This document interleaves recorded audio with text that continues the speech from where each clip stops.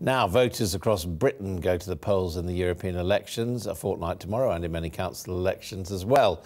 The Green Party has traditionally performed well in both polls.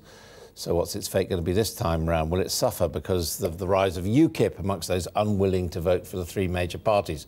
Well, I'm joined now by the Greens leader, Natalie Bennett. Welcome to you indeed. Good afternoon. I mean, I'm old enough to remember 1989 when you came third, I think. Indeed, 15%, and of course it wasn't proportional representation then, so 15% and no seats. So what's the best hope this time round? Well, all we need is a swing of 1.6% to treble our number of MEPs. We've had two MEPs ever since it went proportional in 99. We're very much expecting an increase this time and hoping to see that trebling. So we'd see the Greens joining the fourth largest. So that would group. be a percent of what? 1.6% up on the result from the last European elections. So in total, what is it? Because I saw a survey yesterday putting about 4%. No, well, the YouGov poll in the Sunday Times on the weekend put us at 8% above the Lib Dems, and because this is a proportional vote, and what will matter a great deal in many places is whether we beat the Lib Dems or not. So you can't say a fixed percentage. Do you think you are going to win the Lib Dems? Is that the real target? Well, I mean, we're obviously aiming to send as many people to MEPs to Brussels as possible. But UKIP has come in and seems on course for second or first place. Why do you think that is? Well, I think the rise of UKIP is a reflection of the general dissatisfaction with the three largest parties, and it's not really surprising because we're saying we need real change in our society. Our politics, our economics aren't working for the common good, and lots of people are looking around for alternatives. That's not surprising. I mean, I've been looking at your manifesto, Real Change. One thing I wondered, is the Green Party in the UK, is it a pro-European Union party or an anti-European Union? Well, we have three yeses on the question of Europe. One is yes to a referendum because we believe in democracy, we trust the voters, but in that referendum we will be campaigning to remain in the EU because we believe it provides a good foundation of standards on workers' rights, human rights, environmental standards, consumer rights, all those kind of things. But the third yes is very much for reformed Europe. And if you want to ask what we mean by reform, if you think of what David Cameron says and take a 180-degree angle in the opposite direction, and that's what we mean by reform. Well, I was going to ask you one question. I mean, as you know, VAT largely pays for the European Union across the Union. You want to phase that out?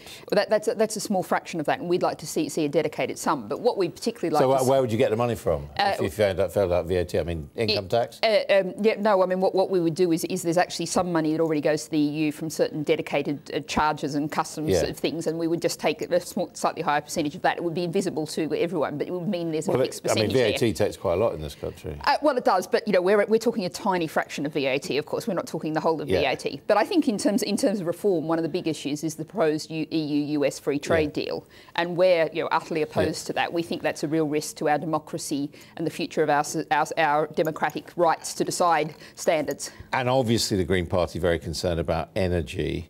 Would you like to see the fuel duty escalator put back on petrol? Yes, we think that we have to recognise the damage that's being done. But what we have to do is, first of all, change our whole transport policy to focus, first of all, on walking and cycling.